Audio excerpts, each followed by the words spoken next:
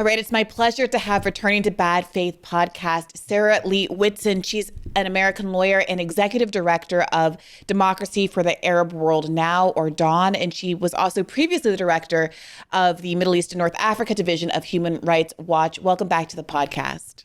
Thanks for having me. Great to be back.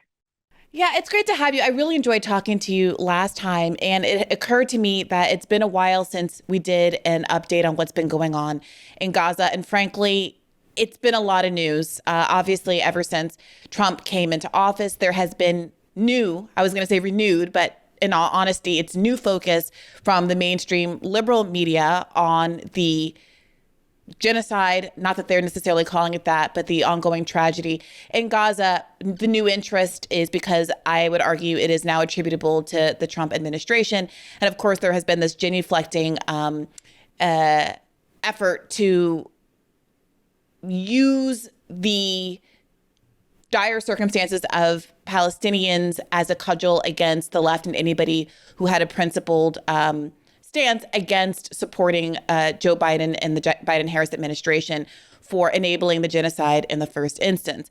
That being said, there have been continued developments, obviously, following the ceasefire that came into effect shortly after Donald Trump coming into office. So I wanted to pick up there and ask you where we stand now in kind of broad strokes before we nail this down more granularly. So in terms of the ceasefire, they are about to commence negotiations for phase two of the ceasefire, which will require a complete withdrawal of Israeli troops from Gaza, and plans for reconstruction and rebuilding and governance. I think most analysts expect that there will never be a phase two and it will never reach that point. And that really Israel's only goal right now is to secure the release of as many hostages as it can, and to be seen as being cooperative with President Trump. President Trump's demand that Israel wrap up the war as soon as possible at the beginning of his term is what Netanyahu had to reluctantly agree to. Notwithstanding that, there have been countless ceasefire violations by the Israelis, and the entire truce nearly broke down because of that, because Israel was not allowing in aid, medicine, fuel, as per the agreement for the first phase. There was some saber rattling by President Trump towards Hamas, as if it was Hamas that was breaking the ceasefire, just merely saying that we're not going to continue with the ceasefire if Israel doesn't comply. But then lo and behold, last week we had hundreds of trucks streaming in, bringing in aid, and the ceasefire is back on. And now, again, there's talks for the next phase.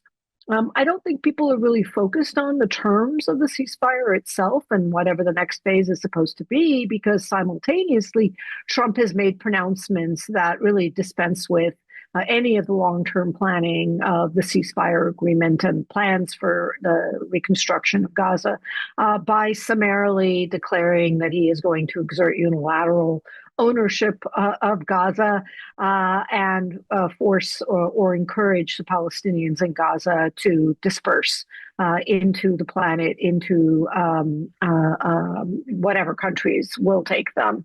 It's been pretty remarkable seeing the extent to which the Arab response has been as muted and pathetic as it's been.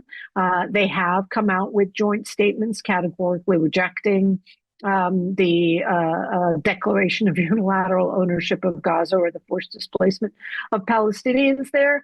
But when King Abdullah, in his meeting with President Trump last week, King Abdullah of Jordan, was directly confronted with that question, because, of course, Trump wants Jordan to take the Palestinians, at least some of the Palestinians, from Gaza. He demurred and deferred to General Sisi, the president of Egypt, the dictator of Egypt. And Sisi, too, actually canceled his upcoming meeting with President Trump as a show of rejection of the plan to push Gazans out, but at the same time has actually prepared a concealed concentration camp in the Sinai Desert to receive inflows of Palestinians should increasing numbers exit the country.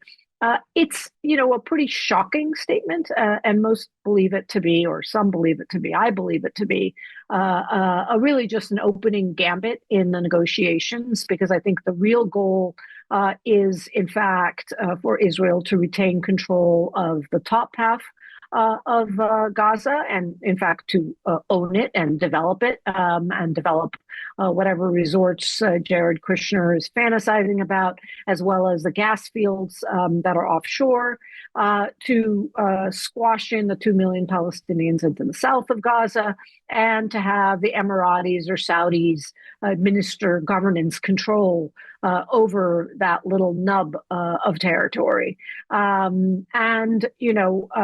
Whether the Arab states agree to that, apparently they're all now preparing some kind of a response of a development plan for Gaza to get back to President Trump, or whether there's unity in their response, whether there's any actual muscle to their demands, remains to be seen. But really, I would say any robust opposition to the complete eradication of Palestinians from Gaza, and by the way, soon to be the West Bank, has effectively been neutralized. And this has always been Israel's goal, to neutralize the entire region so that they can do whatever they want to the Palestinians, as long as it means getting rid of them. Every single Arab state has effectively been neutralized, or effectively relegated to occasional rhetorical bleeps of complaint. Iran is under immediate ongoing military threat, and Turkey has a lot at stake as a NATO member. So it's a pretty dark situation in terms of Palestinian freedom and sovereignty right now. When you say Iran is under immediate military threat, you mean from Israel?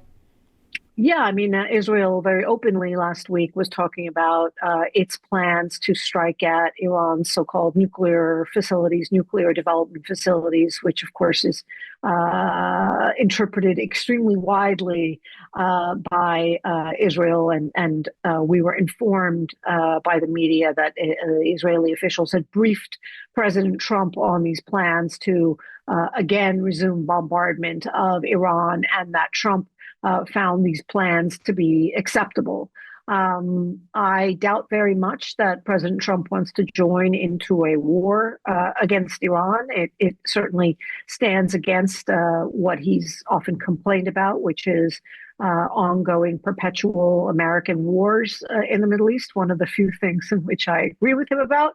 That being said, he does hold a massive debt to the pro-Israel lobby, the Miriam Allisons of this world, various others who have supported him in his campaign.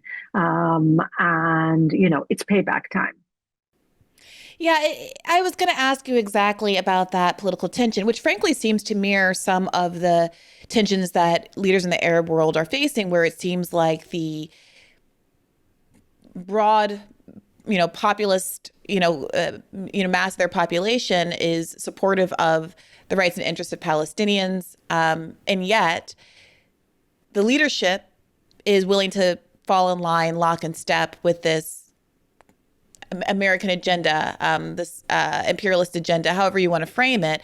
And Donald Trump has been no exception, although there is this weird tension where, unlike a lot of other American leaders, he has been responsive, if only in tone, to this growing anti-war populist movement that includes so many folks on the right these days in the United States. And I do wonder if you see that playing out in any political way. I mean, there's a world 20 years ago where I can imagine very little conservative resistance, frankly, to yes, going into a direct conflict at escalation of war with Iran. Whereas today, it's broadly accepted that that would be deeply unpopular among Donald Trump's own base. To what extent do you think that that will have an effect on the outcomes here? I think it will have an effect. I think that President Trump does not want a new war against Iran. He does. He just actually recently ruled out having U.S. forces in Gaza when pressed on the matter, even though he wants to declare ownership of it. And when he was campaigning as candidate Trump, he actually said that he wanted to reach a deal with Iran to lift sanctions. And it was presidential candidate, Vice President Kamala Harris at the time, that lambasted him for extending an olive branch of diplomatic resolution to Iran. There will certainly be those who will advocate strongly for a U.S. involved war against Iran, and that includes all of the pro-Israel establishment, left and right, Republican and Democrat. I mean, they are. I think those labels become meaningless when the pro-Israel value is at stake. But at the same time, there will be those, let's say, his Tucker Carlson base, who don't want to see this war. And I think that in addition to that, the Saudi Arabians and the Emiratis would hate to see a war against Iran at this time because it's terrible for business. And the first bomb that falls on Iran, if the first American bomb that falls on Iran, the retaliation will be against Dubai. The retaliation will be against Abu Dhabi. The glass high rises in that microstate can be, reduced to rubble very, very quickly. And I don't think that the Emiratis are in the mood for any kind of renewal of military strikes on their country or the Saudis on their country. And they know that they will be the first ones to be stuck in the crosshairs of U.S.-Iran war and potentially even an Israel-Iran war. Well, that suggests that Iran does have some leverage here if the Saudis are, and obviously the American conservative base and all of these other groups are opposed to this sort of escalation. So you're saying it will have, you think it will have an effect in negotiations. Iran does have some leverage in the region through its, military might. What does that mean, though, in terms of Gaza? To what extent is Iran, do you think, willing to exercise that leverage for what? To prevent full-blown ethnic cleansing of the entirety of Gaza or the north of Gaza, to actually continue to fight for a Palestinian state, full control? I mean, to what extent do you see that leverage being flexed? No. They're not going to spend 1% of their political capital on behalf of Palestinians in Gaza. When we talk about this leverage, which is really too much of a word for it, I should say retaliatory capacity, it will be merely to protect their own hides from effort at military driven regime change operations.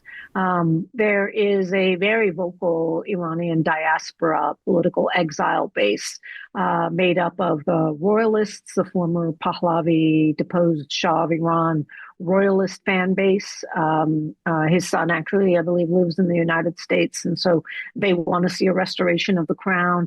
There is the Mujahideen Khalq, which is now in Paris, but a terrorist military quasi civil society organization that hates the Iranian regime and has got very close ties with the Mossad and many American government officials. They are agitating for regime change in Iran. And of course, Israel and the pro-Israel cabal, who are also agitating for regime change.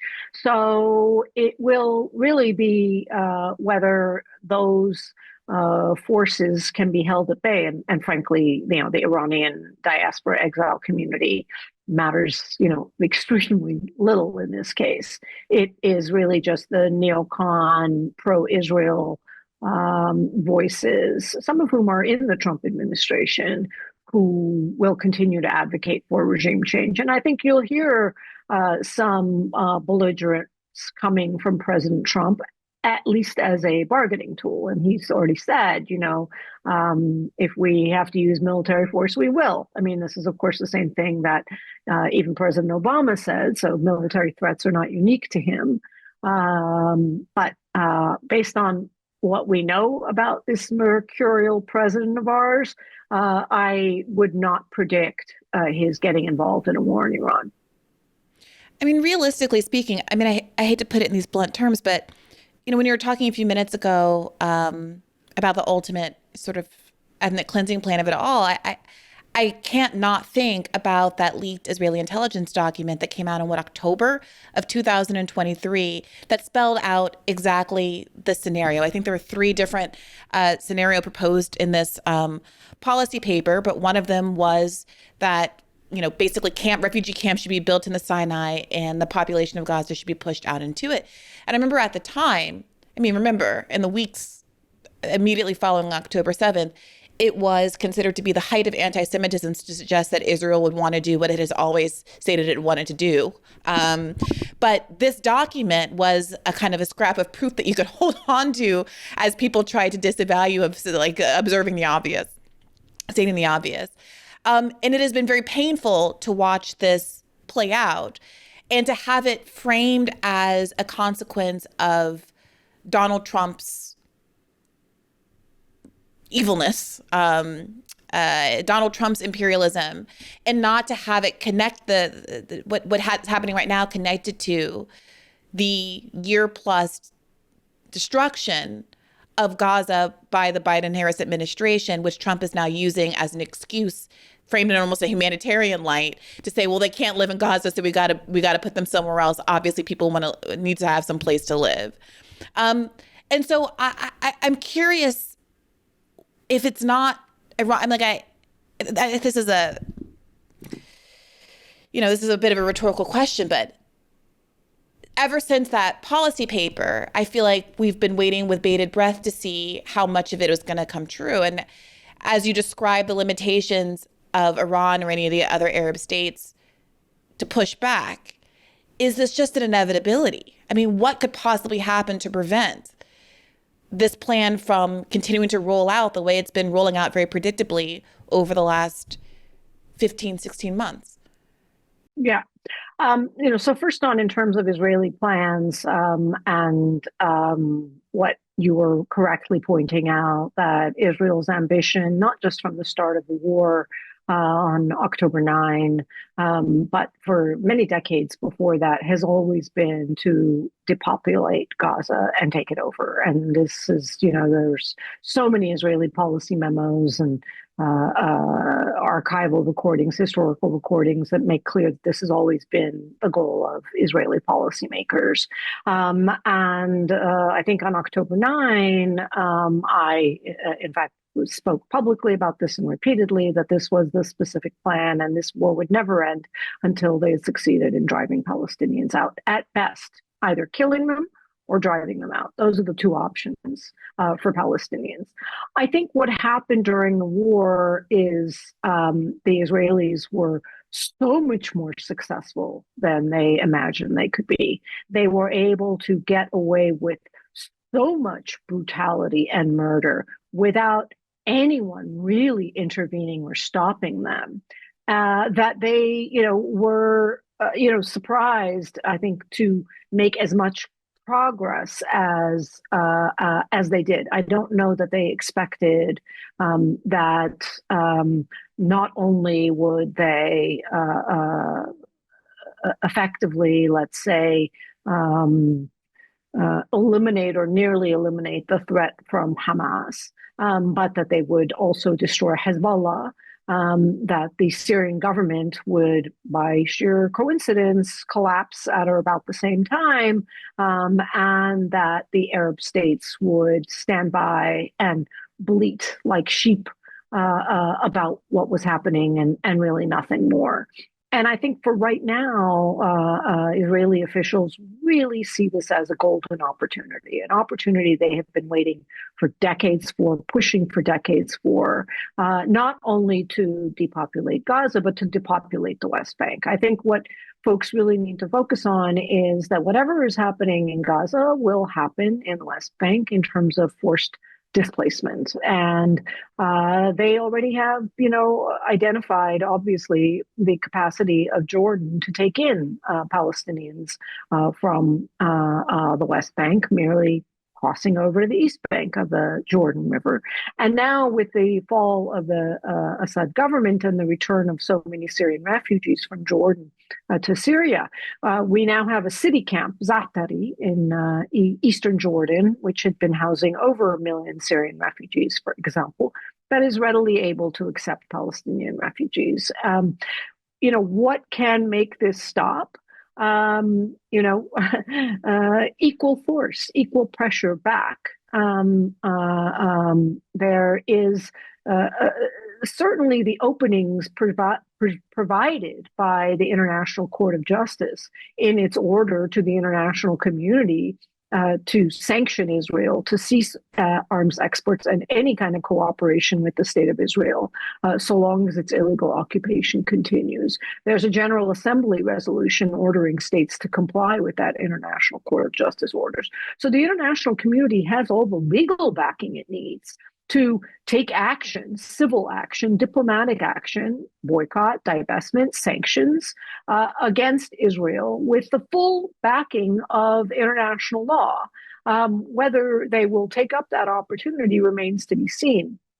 There was an announcement, I think 2 weeks ago, of a newly established multinational group called the Hague Group. I think it has like 13 member states. Hopefully it will grow. That is designed to protect the International Criminal Court and advocate for the enforcement of the ICC's decisions. That is seen as a little bit of a resistance to the plans for Gaza. But ultimately, unfortunately, I think that only a threat of military force in the immediate future could stop this forced displacement, because even sanctions may take a long time to carry out. And the calculation Israeli officials can make is let them sanction us. Sooner or later, the sanctions will be lifted. But for now, let's just get them out. Yeah, it doesn't feel like, I'm sorry, I'm like not clearly remembering this, but I feel like in the last week or so, there was it France that allowed Netanyahu's plane to fly through their airspace, even though they should have been required to, prohibit it or arrest him under ICC or ICCJ orders. I don't remember which. ICC. ICC. So, those kinds of things happening doesn't exactly inspire confidence that world leaders have any plans to follow through on the pronouncements of international courts of law. I think true, and I don't remember myself whether it was France. I know Poland also waffled on taking action to arrest Netanyahu, as they are required to do as members of the International Criminal Court. So I guess last July, the International Criminal Court issued arrest warrants against Netanyahu and now former Defense Minister Yoav Gallant. And under the rules of the Rome Statute and the International Criminal Court, any member state has a duty to arrest these people should they show up in their territory. But I think what might help us a little bit more is, to the extent is if European leaders begin to understand that if Palestinians are not protected by international law, then neither are they.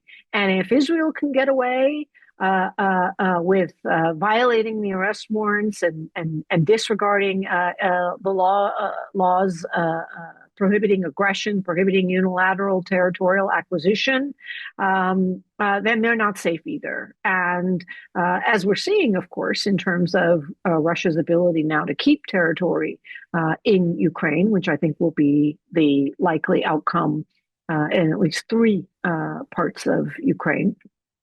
But they will have to understand that they too have nothing but international law to protect them if it comes down to it, because what one country will be able to defend themselves against military encroachment by Russia or by the United States, for that matter. We have a president of the United States openly threatening to take Greenland.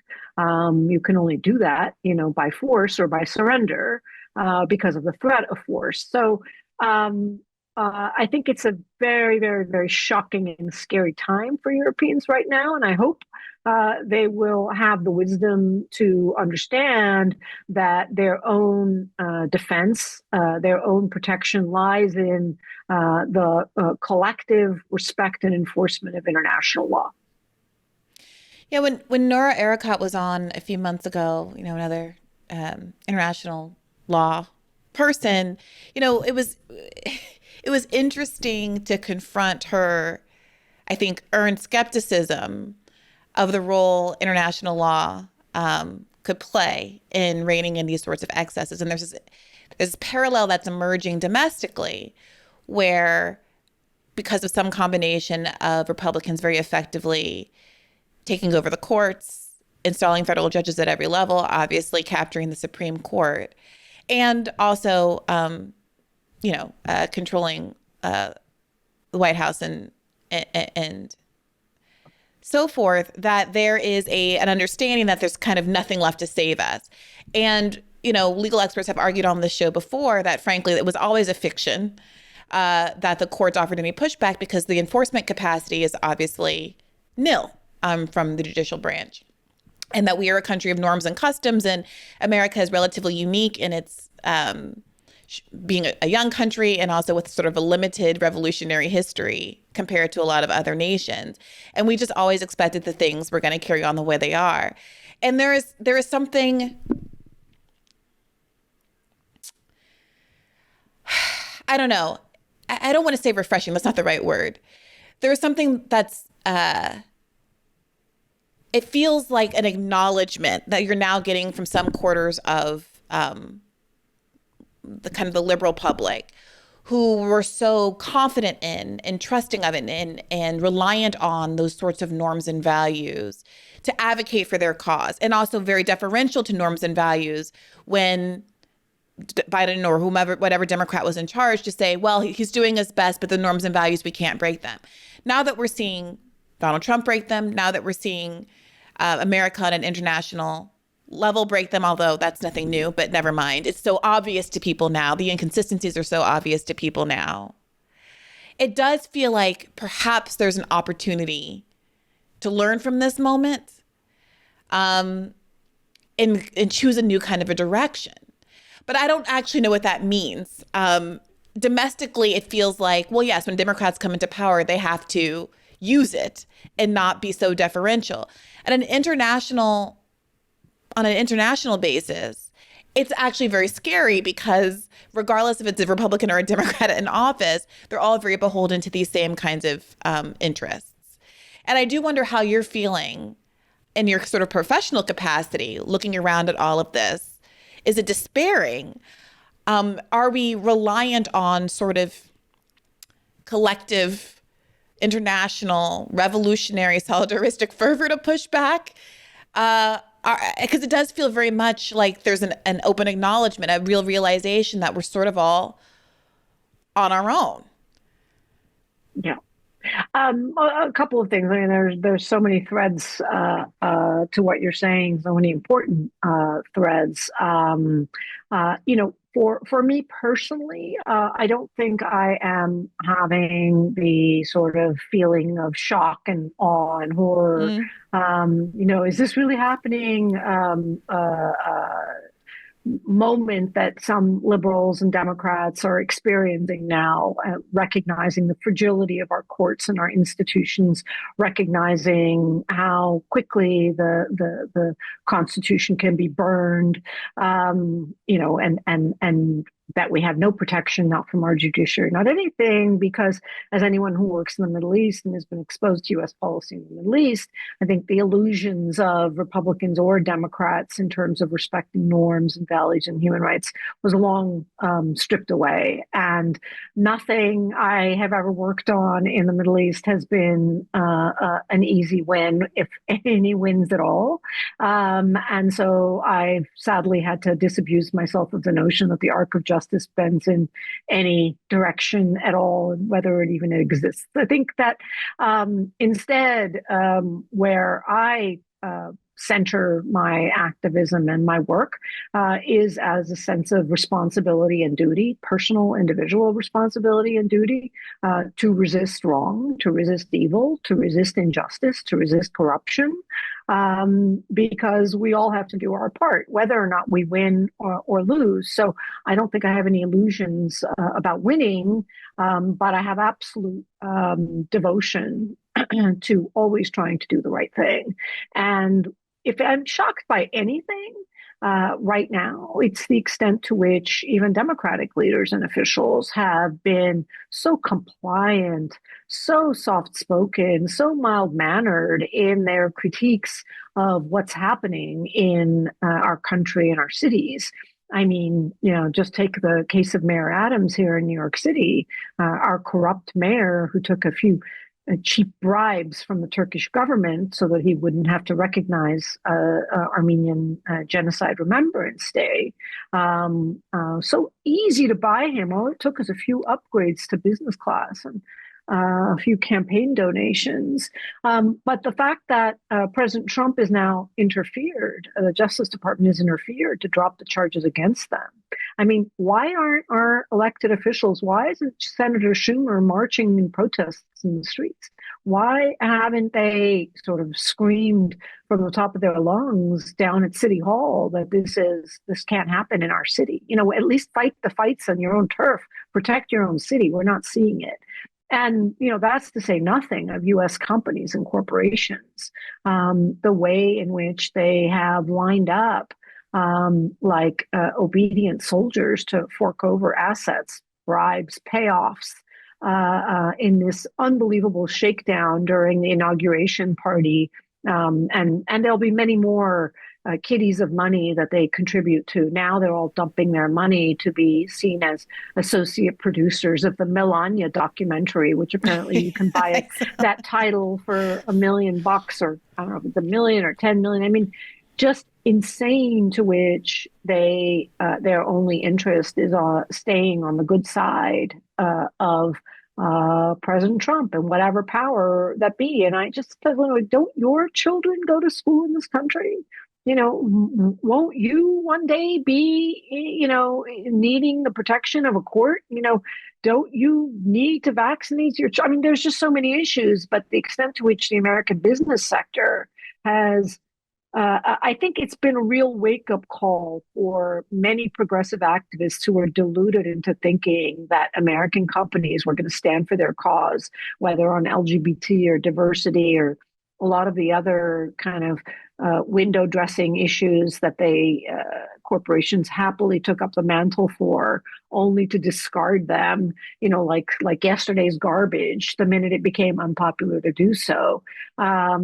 So I have been surprised at the acquiescence of the Democrats, of civil society, of the business community to what's happening in our own country, particularly in terms of the interference with the judiciary, because you're right, that right now is the only stopgap to protect and preserve our country as a democracy. And, it may well be that the entire post-World War II democratic experiment, liberal human rights democratic experiment, what the inevitable outcome that supposedly was going to spread around the world, maybe that was just a blip. Because the speed with which, the ease with which President Trump is exerting dictatorial, authoritarian control and power and influence and corruption, exactly how I see that power exercised by General Sisi in Egypt, or, who has his own little investment fund that all the business community has to contribute to stay on his good side, and so on. So many examples of that. That's been surprising, that there hasn't been more immediate and robust resistance. And the Democratic Party, I mean, what a farce, what a joke. There's nothing coming out of them to say, we are leaders in this country and we're going to exercise our voice as leaders in this country. Barely. I mean, there are some great members of Congress who are doing what they can, but not as the Democratic Party.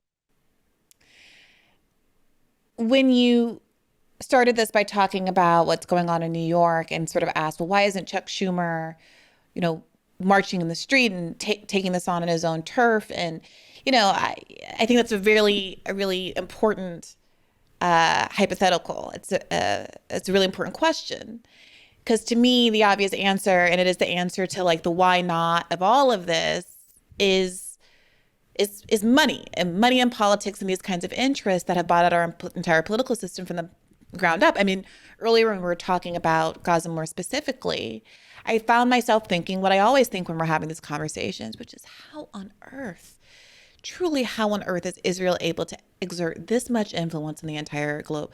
How is it that Donald Trump, who has been cowed by very little with respect to establishment politics, and I don't want to overstate that, obviously in his first term he appointed the same old folks to do the same old national security, plays the same old national security hits, but he has, at least rhetorically resisted in some ways that other politicians haven't, and has wrestled feathers in the way that some other establishment politicians haven't.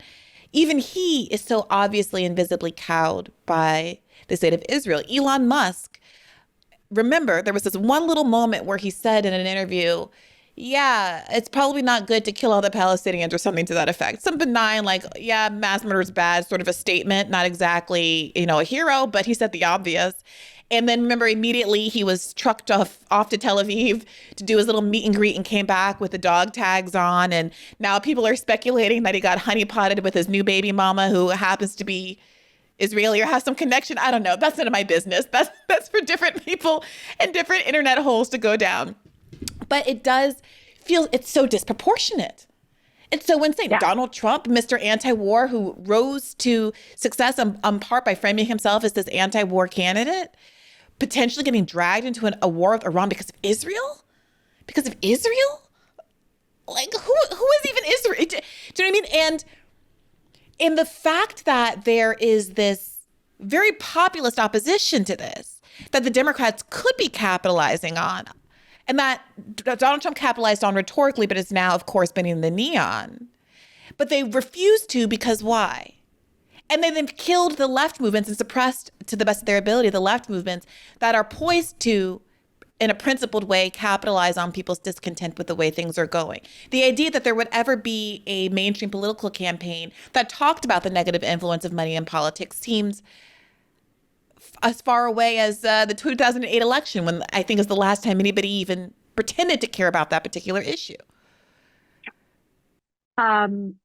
Two things. The first is you're absolutely right. The Democratic Party is as compromised. Not every individual in the Democratic Party, but the Democratic Party writ large and the Democratic Party leadership writ large is as compromised and corrupted as the Republican Party, in that they are more receptive and more responsive to their donors than they are to their voters. And I think the Gaza case was the best example of that, not the only example of that. And the fact that the Democratic Party courts the defense industry lobby, the pharmaceutical industry lobby, the tech industry lobby, the pro-Israel lobby, every other lobby, just as aggressively, if not as effectively, as the Republicans, is sort of, without question. And what has changed in the past 5 to 10 years is that foreign governments have gotten into the lobbying game, into the influence game. Whereas before it was only, let's say, the defense industry and the tobacco and the firearms lobbies that had corrupted our government system, now our foreign policy is corrupted by foreign governments who can buy American policy. And the best example of that is Mohammed bin Salman in Saudi Arabia, who was able to, of course, buy the Trump administration, but beautifully exercise a buy of the Biden administration, from pariah, where he started, to partner, where he ended, where, Secretary Blinken was literally licking his shoes, licking his sandals to try to get him to normalize with Israel. So I think, unfortunately, that is why the Democratic Party was not even able to protect itself from losing an election, because they didn't want to upset their donors. They chose to lose an election rather than upset their donors by breaking with genocide.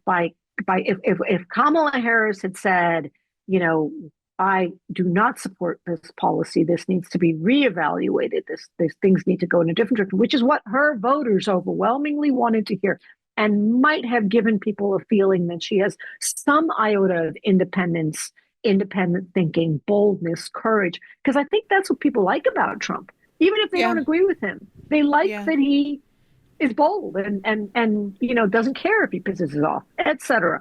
So that's the first thing. And so until we get this money out of our political system, Democrat or Republican, they're compromised.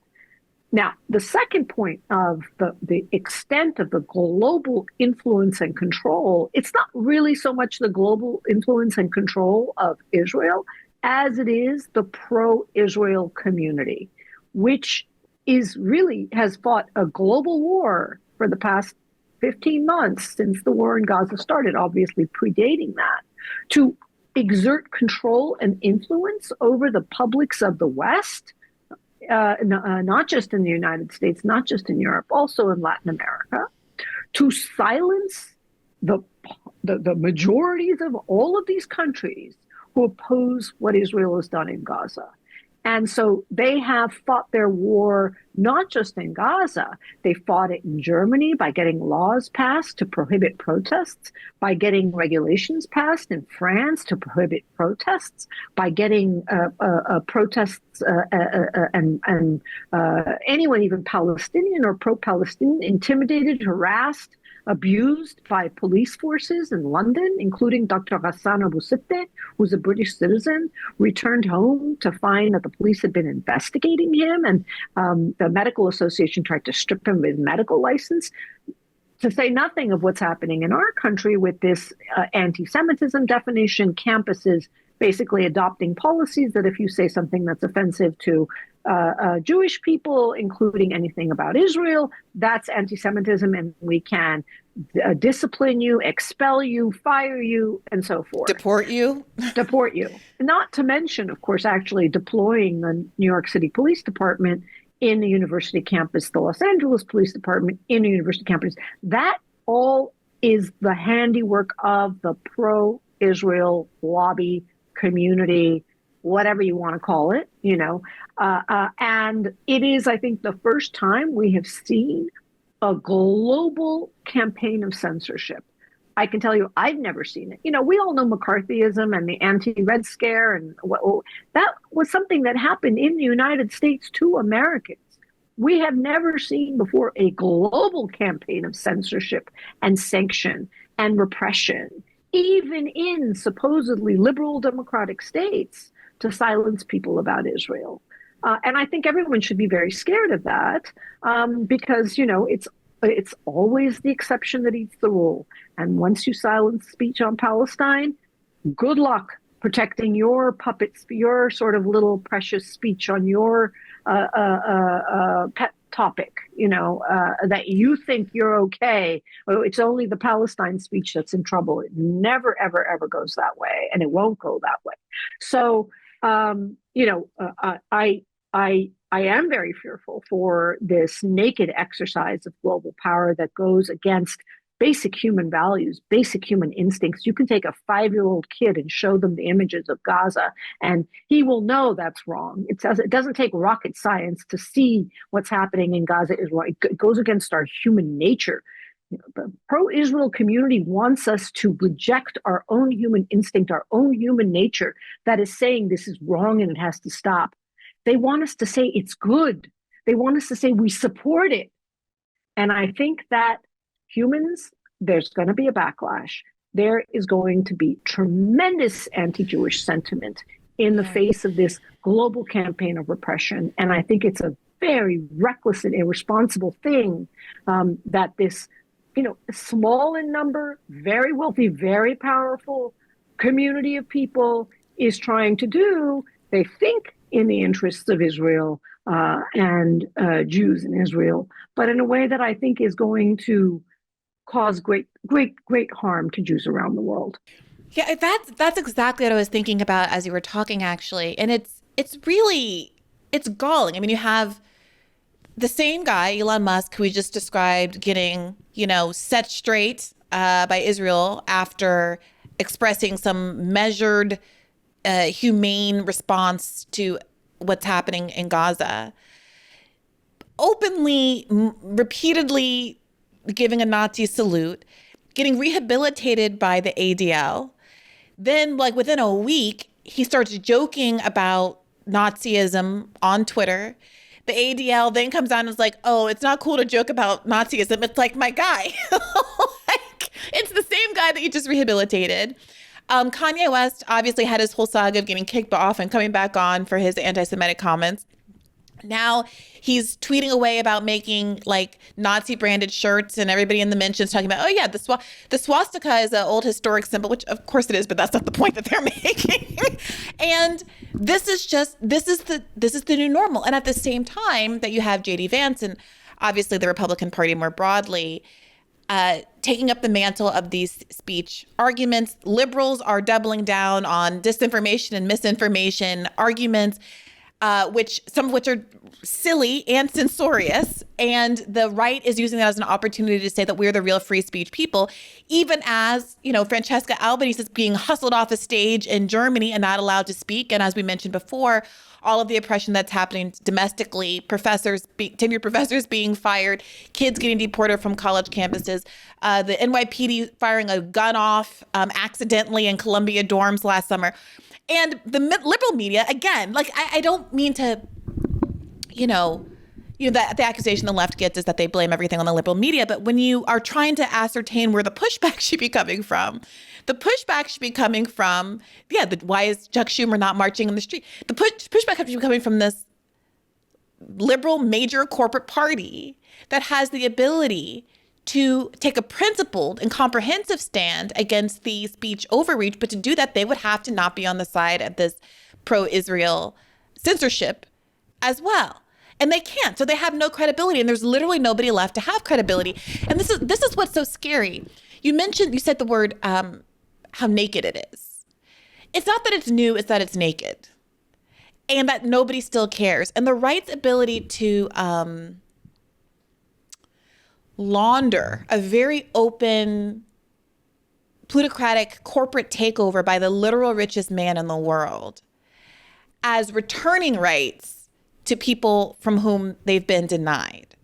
I saw a clip of Mark Andreessen openly talking about how democracy is a myth and how it's always controlled by an elite few.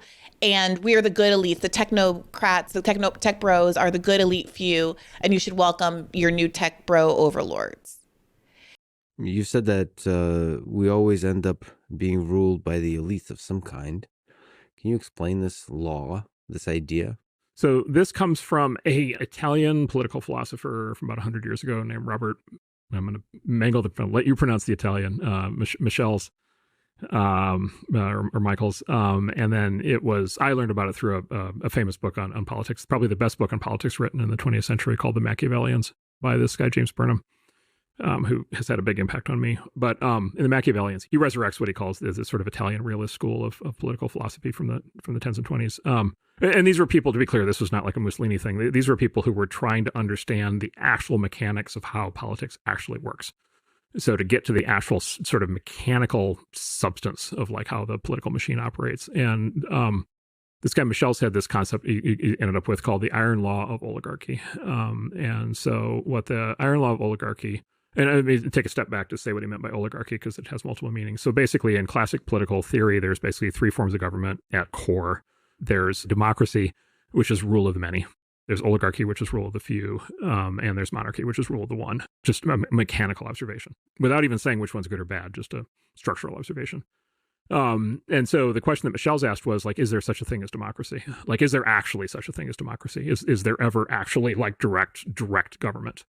And what he did was he mounted this sort of incredible historical exploration of whether democracies had ever existed in the world. And the answer basically is almost never. And we could talk about that. But the other thing he did was he sought out the most democratic private organization in the world that he could find at that point, which he concluded was some basically communist German auto workers union that was like wholly devoted to the workers of the world uniting, back when that was like the hot thing. And he went in there and he's like, okay, this is the organization out of all organizations on planet Earth that must be operating as a direct democracy. And he went in there and he's like, oh, nope, there's a leadership class. There's like 6 guys at the top and they control everything. And they lead the rest of the membership along, by the nose, which is, of course, the story of every union.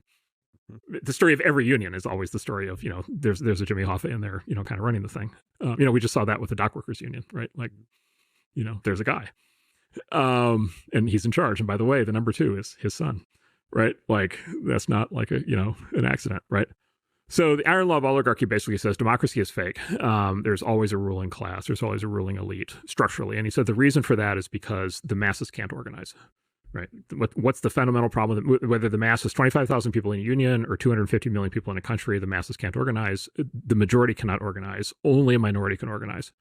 And to be effective in politics, you must organize. And therefore, every political structure in human history has been some form of a small organized elite ruling a large and dispersed majority. Every single one.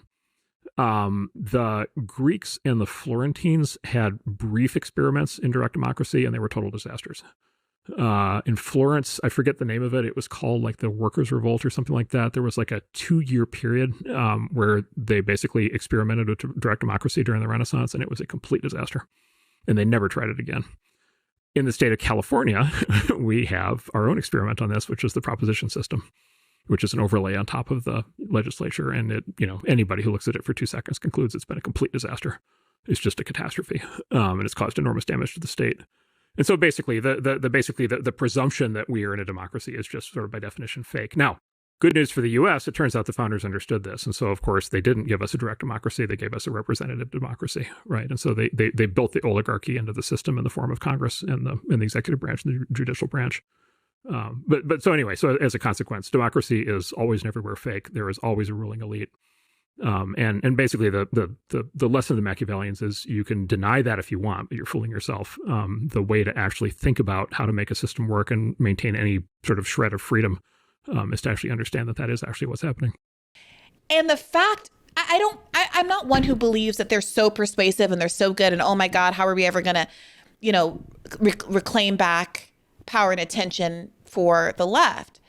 I think that they are able to succeed because they're doing it in a void.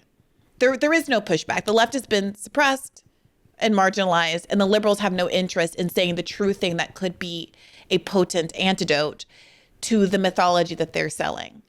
And that being the case, seeing that you can get an actual billionaire, richest person in the world to go on TV, do a Nazi salute and say, this is free speech actually, while he's using his platform to censor people, and all of the owners of these tech platforms are using them to censor people. And the Democrats are lock and step with them, building cop cities across the country to repress what eventually will bubble over into various kinds of in-person protests. And there's millions and millions of people who actually do think free speech is important, who actually are clamoring for substantive rights, who want health care, who want a minimum wage raise, who don't think it's good that someone has $400 billion. And that there's no outlet for that. There's no reason to fear those people. Because there's no outlet for that. That is to me what starts to send the chill up my spine. The fact that there is a political response to this that could be effective. And the knowledge that the people who are in a position to act on that would rather have it all burned down than to oppose Israel. Yeah. What? No. Yeah. I mean, this is what I come back to. It's just like, for what are you doing this? For what? For genocide? If it was for something good, maybe you'd be like, this is a cause. But for what? For what? For such a horrible goal, for such a horrible, ugly aim to genocide another people. I mean, it's just, it's very, very, very upsetting. But, at the same time, I think that there is a whole generation of Americans who have taken democracy for granted, taken our institutions for granted, taken our courts for granted, taken consumer protections, basic consumer protections for granted, never had to participate in any way, never bothered to vote, never ask them who their congressman is. They have no idea. So we have a lot of collective blame to go around. And I hope that the lesson people can take is that nothing is free and our democracy is not free. And we as citizens, it doesn't exist in some abstract thing. It's just an idea. Democracy is an idea. And all of the institutions that go to support it can be poofed out in a minute if we don't defend the idea and we don't actively fight for the idea as individual citizens. We all talk about our rights as citizens.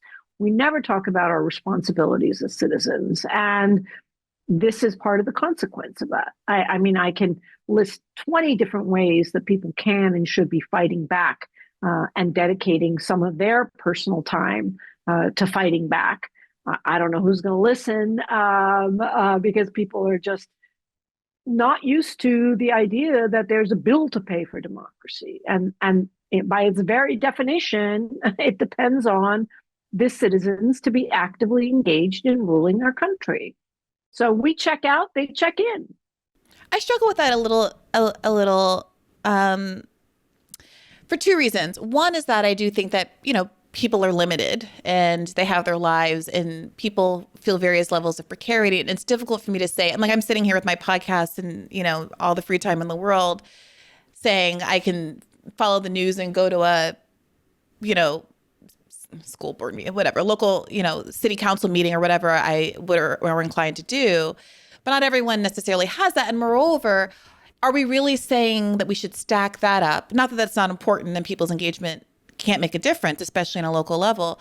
But are we really stacking that up against like the millions and billions of dollars that have been spent over the decade by institutions like the Federal Society to train up ideologically aligned lawyers and install them in the courts? And, entire party apparatus and corporate institutions and think tanks and people who are writing and passing laws to make it increasingly difficult for people, even locally, to have an impact. It's not a fair attacks on fight. Workers' rights and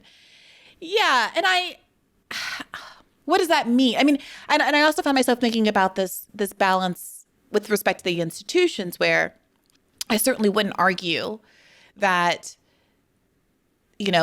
what Trump is doing and Elon Musk are doing in tearing down every institution, Department of Education, the firing all the flight attendants, planes are falling out of the sky left, right, and center. I'm enjoying, as much as I can't stand Pete Buttigieg, I'm enjoying every single meme that involves him like personally holding up planes in the sky like Superman, or people who joke, oh no, I have a 30-year-old white cis pilot, we're definitely going to crash. DEI was keeping the planes in the air. Like, I'm enjoying the memes. But like, all of that being said, like, obviously I'm not supportive, it's horrifying what's going on right now. But when Biden was in power, part of the work that we've been doing on this podcast is trying to reveal what power Democrats do have and to reveal to the public that they are choosing not to use the power that they have to make our lives better and are blaming the institutions for why they can't do more. And so I have had an antagonistic relationship to these institutions in the way that they perform anti-democratically so often. And we speak so glowingly in the context of our legal history, at least those of us who are left or liberal, about FDR's threat to pack the courts precisely because he was the one that was democratically elected and his agenda was overwhelmingly supported. But this unelected group of people were trying to prevent him from enacting these laws. We have these really wiggly definitions of what is in fact democracy that sometimes doesn't include our democratic mechanisms like checks and balances, if we feel like something is popular and populist. And of course, we also now in this kind of like quote unquote fascist time that we're living in now, see those institutions as protective, but not always. And when Nico Bowie, a Harvard law professor, was on the show a couple of years ago, in the first year, or I think it was 2022, when Joe Biden had his performative sort of court reform committee to see if there was anything that he could do about the Supreme Court. And of course, he decided, no, there isn't. He made the case, and I don't want to misrepresent him. People should go back and listen to that episode. But he made the case that more often than not, it's not true that the courts have stepped in and intervened on behalf of the substantive rights of minorities. It's been quite the opposite. And should we ever have put that much faith in the courts? I think as Americans, I personally am very receptive to that argument. But in times like these, I think people are afraid. Like, well, what do you do absent the law? What do you do absent checks and balances? What do you do when all of the force and the might and the military power is aligned on one side and that's not yours? we might have people power, we might have numbers, but what does that actually mean when you're going up against the American military? And is there anything to be done? I'm sorry, I'm getting so doomery here, but is there anything to be done except to wait until Elon Musk and them get on their spaceships and go to Mars and try to cobble together what we have left of our drained, climate-wrecked planet for those of us left behind? Yeah. I don't, this is probably a flawed worldview relating to my own personal history, but from my perspective, it's an ongoing, perpetual struggle. It is always going to be a fight to protect the interests of the weak. The powerful will always seek to exploit and take as much as they can. And there's no winning, right? It's going to be a perpetual struggle, and we can get a better balance and a better outcome as we have in certain times, and we can get a worse outcome at other times. So we have to use the tools we have, the power we have, as weak as it might be, as incomplete as it might be, because it's all we have. And in a democracy, as hokey as it may be to say it, but people power is all we have. I mean, that is the very definition of a democracy.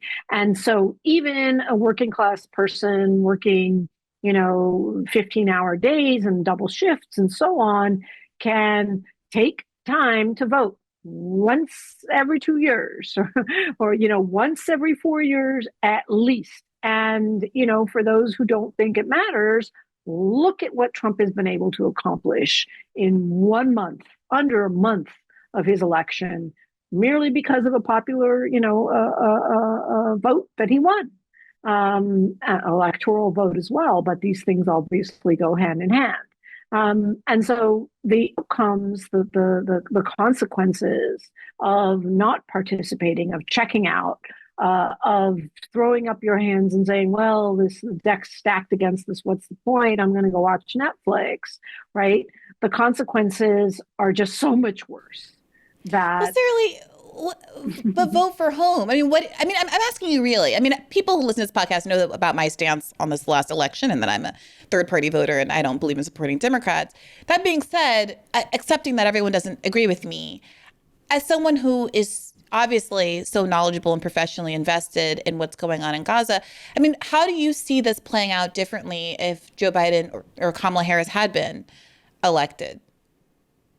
Oh no, I probably. I know it's not the only issue, but no. Well, on that issue, that is one of the least fortunate issues on the planet, where Republicans and Democrats are united to betray the Palestinians and dispose of them with U.S. weapons. And so, sadly, I don't think a Harris election would have made much difference for the plight of the Palestinian people.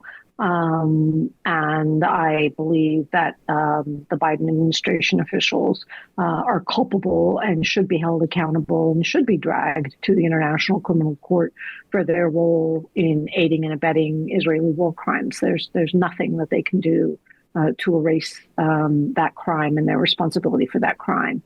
Nor, do I think that this is, one election, one place, right? There's a lot of elections for a lot of places. There's, our Congress did not have to be Republican in both houses. That would have made a big difference. Right now, it would have made a huge difference in the ability of Trump to pass whatever legislation he wants. I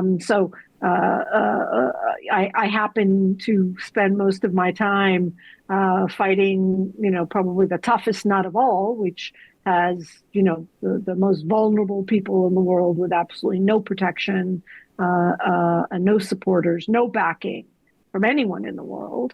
But not every issue is that way. Not every outcome is that way. I just do think, however, that the American electorate, by and large, has taken democracy and the protections that come in our democracy for granted and assumed that these things were untouchable and our Constitution's untouchable and free speech is ultimately untouchable. And they're not. and they can be poofed away pretty rapidly. There's been an interesting, phenomenon of Trump voters who work for the federal government writing these emails and tweets and Reddit posts or whatever, saying things like, I really like you and I support you, but would you mind not cutting, my department? I was doing good research on, cancer or some other, public good. I'm the one that's keeping nuclear runoff from getting into this farmland, what kind of basic things that you would hope government did to intervene on behalf of the health and well-being of people. And it does seem like because the federal government employs so many people, that there is a sort of backlash that is fomenting. And you would like to think that it didn't require a backlash, but here we are. And I do wonder, again, I have not actively, openly courted a sort of accelerationist view, but I'm not naive to the idea that we're here now. And I would like to think that it accelerated, through no doing of my own, but here we are. And I would like to hope that there are these opportunities for political growth and solidarity emerging among cohorts that formerly didn't see how they were connected to the political battle, this political race. The problem is still for me that I think that person who is frustrated that they're losing their job or what have you because of Donald Trump still is not going to connect with the Democratic Party that is, doing those fist bumps at press conferences outside of City Hall in New York saying, we will win, or whatever the performative stuff people are doing is now, or doubling down on their own censorious views and behaviors. What was that viral clip just from the past few days of somebody, I think they might have been a slip of the tongue, but they were actively defending censorship on one of the liberal news channels. We'll put it in. Look, let me tell you something. I'll take a bit of umbrage here. I'll speak on behalf of my colleagues. I think I can say we are all willing to work with anyone who's serious about doing the work of censoring the American people and advancing progress. That's right. But they are not serious.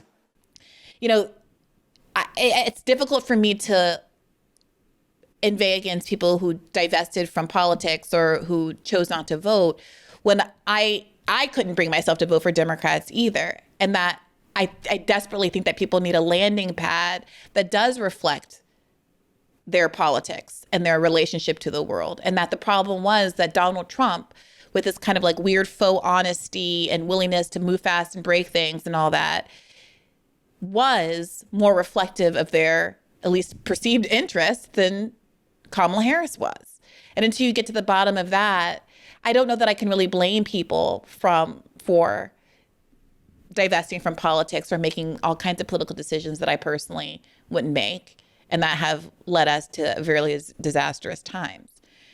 I mean, if Harris wins, do we not end up here 4 years from now with J.D. Vance, 8 years from now, 12 years from now? I mean, we've had this rightward shift happening now for decades as a consequence of, again, there being this void created by the Democratic Party. It feels like the only thing that gives me a sense of control or a sense of direction is to think about building alternatives as difficult as they are. And also the potential of labor stoppages and mass sort of actions, shutting down highways, literally throwing your body on the gears.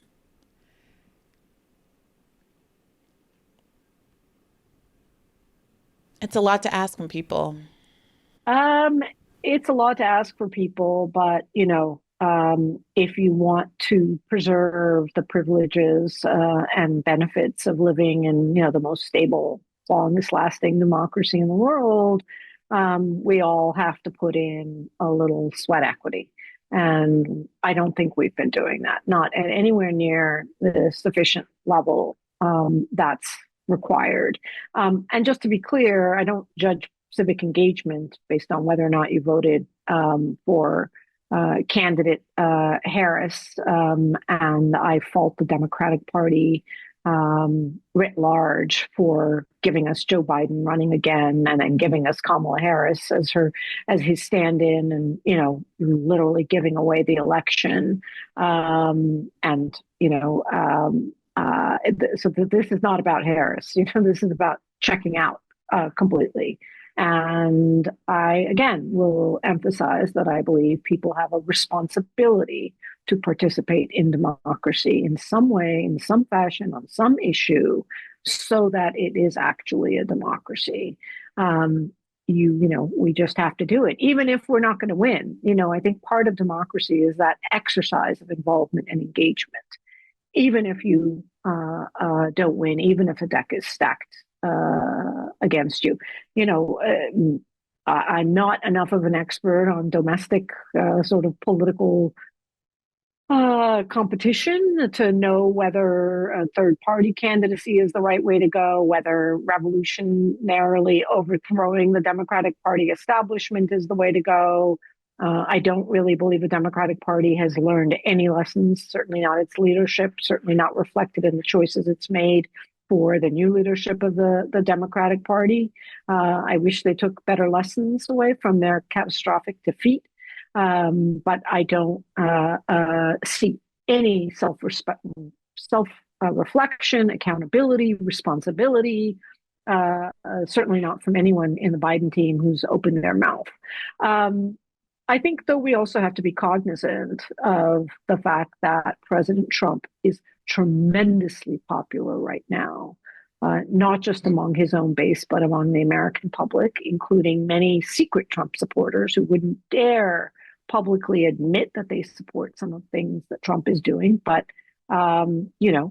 I think they are. And I think the two issues that has attracted the most support for Trump, and that is why people are willing to let him cause so much damage, like abolishing the Consumer Financial Protection Bureau, which is literally the only thing standing in the way between these hedge fund tech bros who want to fleece you and, average mom and pop buying some bank account or something and getting completely robbed doing it.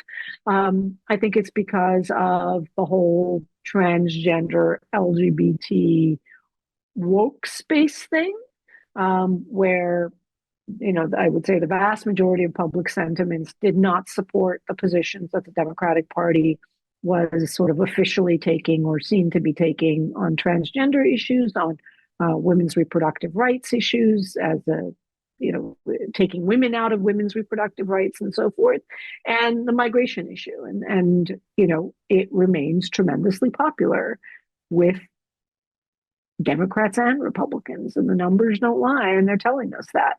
So that's a real challenge. That's a real challenge, and I think it reflects the fragmentation of the American public and American civil society, the fragmentation of shared values and shared norms. There's just so much radical diversion of very strongly held opinions on some of these subjects, where the American public is willing to look away from the bad things Trump is doing because they really, really support him on these two things. I think with immigration, that's correct. Although I do think that Democrats have given up on persuasion, and that part of why Republicans have made so many gains on immigration is because there's no counter narrative whatsoever from Democrats. One, about very popular programs like DACA, about the fact that like 100% of the labor force that harvests, the seasonal harvest of produce is not American, is immigrant. Of all of the financial, the reasons why, frankly, the corporate community was very pro-immigration until like yesterday. And also that there is no effort in disrupting the perception that there's a zero-sum game in which immigrants are taking directly from the American worker who has had a quality of life decline. Democrats could have been talking about how we are going to make your life better. randomly punishing immigrants is not going to do that. Do you want to vote for an affirmative good for yourself or just a negative for the other? And when you don't provide those counter narratives, when you concede the game out the bat, you do see statistical slippage in terms of people's opinions changing in the polls.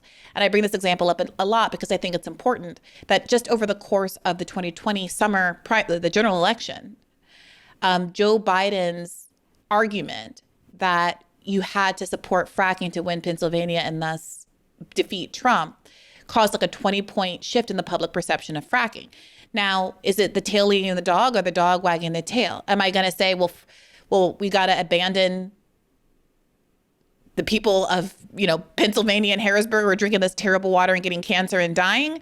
Or do we make the case for why fracking is bad and it's a public health issue and move those numbers in our favor and focus on other ways that you can get the people of Pennsylvania to vote for you? Like maybe, for example, raising the minimum wage, which is the federal minimum wage in this like sort of ostensibly blue-purple state. With respect to the culture issues, in particular, trans rights, I do think the fact that we don't say like trans rights is part of that same framing slippage. It is true, I think, that trans women in sports in particular, which is not the same thing as trans rights, which is a much broader category and certainly not LGBT issues even more broadly than that, is a polarizing issue. And I think it comes down to the fact that we have sex segregated sports. We have sex segregated sports. And we have sex segregated sports for what feel like very intuitive reasons about our understanding of the differences between biological sexes. That has become a controversial statement. And maybe that was a mistake. But that is such a narrow slice of the pie. And I also think that there are mediating factors. The Olympics and stuff coming up with criteria for trans women to have had to be transitioning for a certain amount of time, have certain hormone levels that bring you in to kind of like physical conformity with what the generalized standards are and expectations are for cis women. All of that seems very reasonable and fair to me. I'm not an expert. I'm not the scientist, so I won't weigh in on that any further.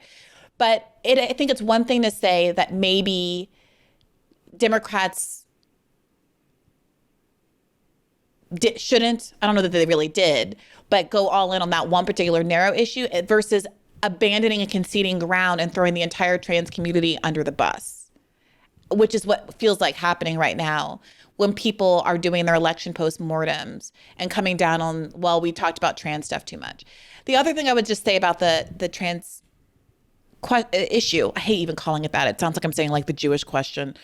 Well, the other thing to say about trans people and the way they've been politicized is that I can't not mention that a part of the like pickle that Kamala Harris found herself in, where she had perhaps overcommitted to things that frankly are irrelevant to the office of the presidency, that are very niche issues that never should have been opined on, frankly, just because they're private issues and it's nobody's business and we should have a kind of social libertarian view on these things, is that people were trying to trap Bernie in 2020 to get him to say no to certain like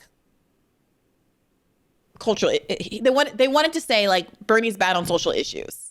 Bernie's conservative. Bernie is the cranky old man, and you should vote for Elizabeth Warren, who supports things like, gender reassignment surgery in prison for trans people. And so you got these questionnaires that went out that people like Kamala Harris answered in the more socially progressive way in an effort to marginalize Bernie. And then so they had to defend those statements that they never would have made and that the president is never going to really opine on or have any influence over, precisely because they were trying to box Bernie Sanders out on those issues. And there's a kind of both poetic justice in that, and it coming back to bite Kamala in that way, and also a real tragedy in that, because now it's put trans people in the crosshairs on issues that people in the community are divided on themselves.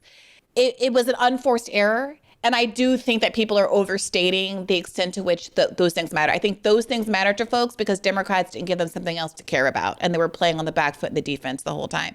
And I'm very reluctant to kind of embrace a framing that says, you have to care less about a kind of trans rights framework or be less invested in it in order for the Democrat or for a left-leaning party, a progressive, a left independent, green, whatever party to be successful.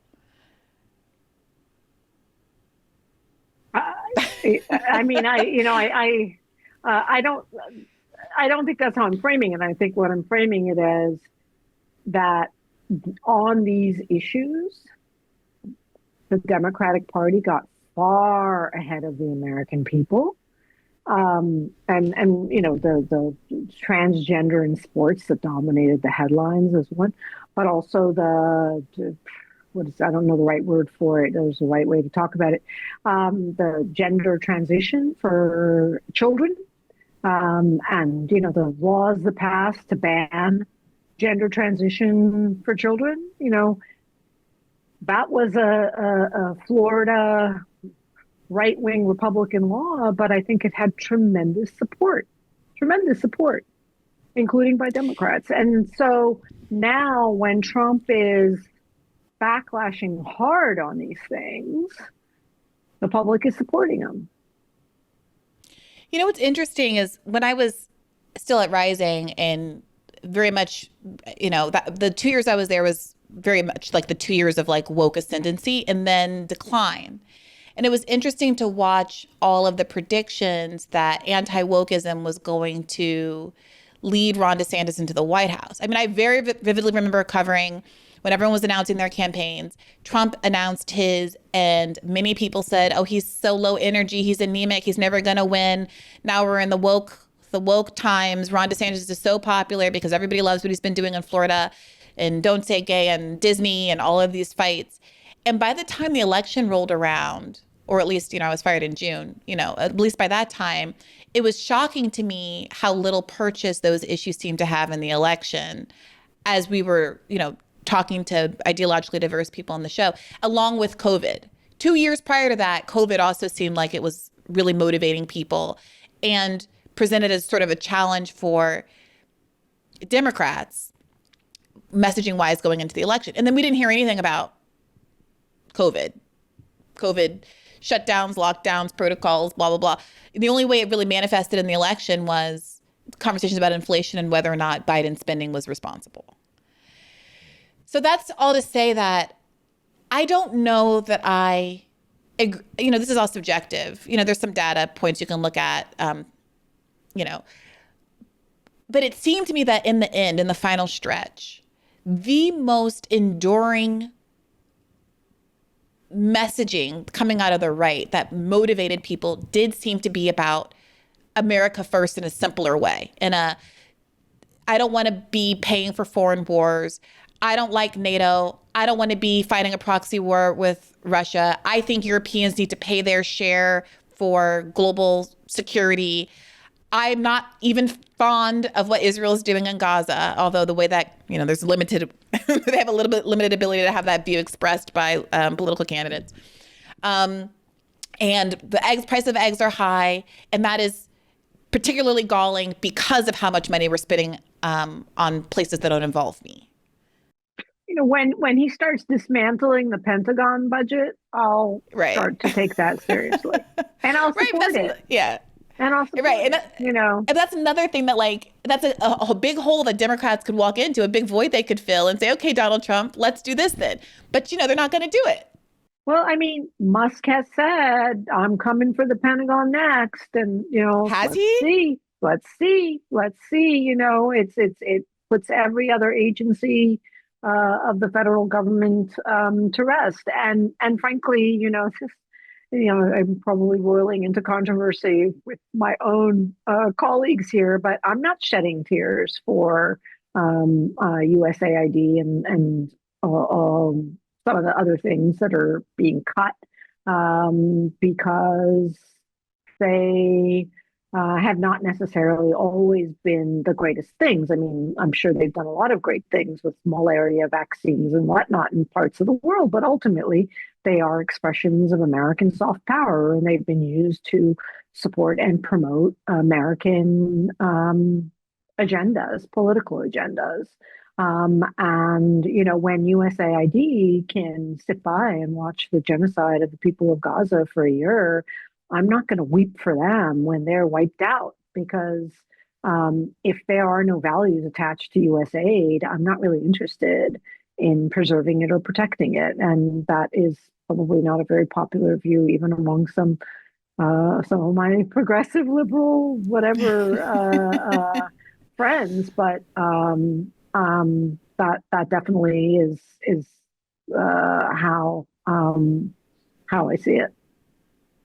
Yeah, I don't think that many listeners of this podcast are going to be crying a lot of tears over USAID either. Just before I let you go, Sarah Lee, I really appreciate you spending all this time. It occurs to me that we alluded to the hostage release, but we didn't really get in very much to sort of the narratives that have been playing out.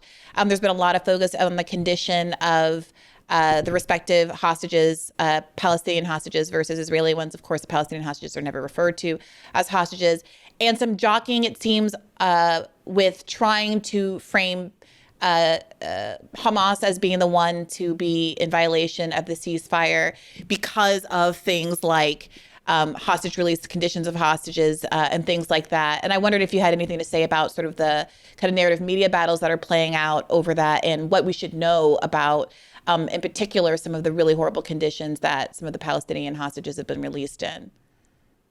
Yeah, I mean, the conditions in which Palestinian detainees and the tens of thousands of people who've been detained from Gaza, but also the West Bank over the past year, and the way in which they've been mistreated, the extreme way that they've been mistreated, is pretty horrifying. And the images of emaciated political prisoners, Palestinians who have documented rape and sexual assault within prison facilities, the way in which the Israeli government and the Israeli public has cheered and championed the soldiers accused of raping Palestinians.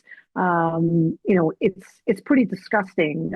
But I should say that Smotrich, the Minister Smotrich, who was head of basically domestic security, including the prison systems, well before the Gaza war, started changing rules and regulations to limit the sunlight, to limit fresh air, to limit the food intake, to limit the access of Palestinian detainees to communicate with their families, really just creating horrific conditions, creating even discrepancies within Israel and within Israeli prisoners for Palestinian prisoners versus Jewish prisoners. Pretty shocking stuff.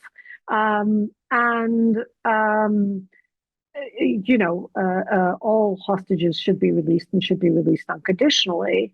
But the 2 million people in Gaza are hostages. It's not just the people who've been detained. And the Israeli government has very openly treated them as hostages, repeatedly telling us with its little agents, AIPAC, parroting their words and tweets nearly every day this past year, saying the bombs will stop when you free the hostages.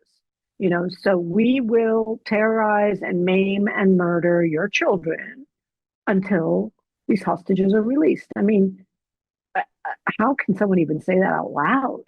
Forget about the law, just the inhumanity of it.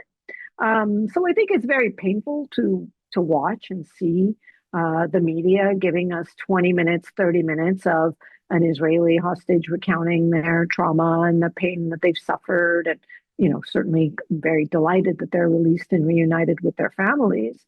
But when was the last time you heard any of these same media establishments give equal airtime to a Palestinian hostage who's been released, or their family members, and how they waited for them and how they worried about them and they cried for them, to say nothing of the disproportionate lack of coverage? I mean, we can't even get a 50-50 ratio, even though the proportion of crimes is 1 to a million.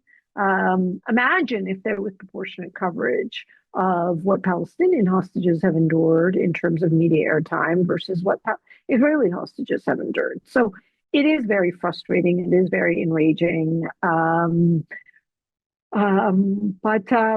at the same time, we have heard more Palestinian voices this past year than I've ever seen in my entire life, and certainly the decades that I've been involved in advocacy for Palestinian rights. So, always trying to find a silver lining in some of this, and at least now we have the Nur Harakats of this world, and the Muhammad al-Kurds of this world, and many other Palestinians, both inside and outside Palestine, who are such fantastic, articulate speakers of what it feels like to be Palestinian in 2025.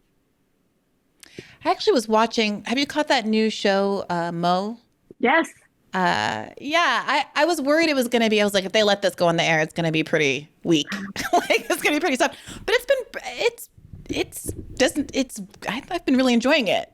For people who don't know, it's about I think. Yeah, go ahead. Yeah, I was just going to say, I think the second season is even better than the first season. It's pretty hilarious. It's pretty nuanced, pretty funny, but mostly funny. That's the number one reason to watch it. Yeah. For people who don't know, it's about a Palestinian American family. Their kind of struggles to get their American citizenship. They've been stateless. And our protagonist is, community. He's a funny guy who gets into scrapes and foibles, including accidentally deporting himself at one point. But they do visit Palestine in season 2. And I thought it was very well done. It was really great, and I've been enjoying that as well. So speaking of silver linings, Sarah Lee, my last question. Go ahead. On the culture, let me just give a shout out to a fantastic new book by my friend Betty Shamiyeh. And I'm gonna foible, and I'm gonna have to repeat this, so I hope you can edit it, since I'm being a Dumbo, not remembering the name. Yes. So I want to give a plug to a new book by my friend Betty Shamiyeh called Too Soon. It's really gotten great reviews in all of the major review publications, Washington Post, The Atlantic, The New York Times, et cetera, et cetera. And I'm sort of halfway into the book now, and it's such a funny, witty, smart portrayal of generations of Palestinian women, one of whom is a theater maker in New York City. I highly, highly recommend everyone picking it up. All right. I appreciate you giving that recommendation. Culture, especially in times like these, it helps. It helps. When we're talking about kind of the limits of democracy or the limits of institutions, I've been thinking a lot about how we perceive our rights, where they come from. If we don't have a constitution, what does it mean to be advocating for these rights? I've been thinking about the kind of tech bros' efforts to redefine us into a merit-based framework as opposed to an intrinsic rights-based framework. And thinking about the ways that even thinking about constitutional rights as rights that we fought for in some ways limit our expectations for what we should have as human beings by dint of us being human beings, and how much I prefer human rights framework that, of course, Bernie embraced when he was saying things like healthcare is a human right. And I do think at the center of that is having this kind of fundamental respect and value for humans, and culture is so much of what makes us human in these cultural products, and engaging in those ways. I was thinking about people watching this Mo show and maybe hearing what they haven't been willing to hear and internalize before, because it's done in this comedic way with these very relatable human characters. And so I appreciate you giving that shout out, and of course, spending so much time with us here today on the podcast. Sarah Lee, where can the audience find more of you and your work on the internet and beyond? Our website is dawnmena.org, DAWNMENA.org. You can follow me on Twitter, Sarah Lee One. You can follow Dawn on every social media, Instagram, whatnot. And really pay attention this next week, as Dawn will be making some very important announcements at a press conference we're having on February 24 to announce a major new action to hold U.S. officials accountable for their really disgusting and shameful abuses in Palestine. All right. Thank you. Definitely tune in and follow Sarah Lee so you don't miss those kinds of updates. We may do follow-up programming on that. Thank you for listening to this podcast. You can get an extra episode of Bad Faith Podcast every Monday at patreon.com/Bad Faith Podcast. You are not going to want to miss this past Monday's episode. It's our annual Valentine's Love on the Left episode, another cultural break from the horrors of the world. And Katie Halper and Kate Willett returned, but also one of my favorite new comedians, Gianmarco Sorsi, joined us as well. So if you haven't already become a subscriber, you're going to want to listen to him and the girls weigh in on Love on the Left and me reveal altogether too much about my personal life. So thanks for listening. Take care of yourselves. And as always, keep the faith. Hey YouTube, thanks for watching. Just a reminder that this is a podcast. You can catch an extra premium episode every Monday for $5 a month at patreon.com/badfaithpodcast. That's patreon.com/badfaithpodcast for $5 a month, an extra episode every week. Additionally, please do consider liking this video, subscribing to this channel. It helps us out. It helps independent media beat the algorithm. We appreciate you. And as always, keep the faith.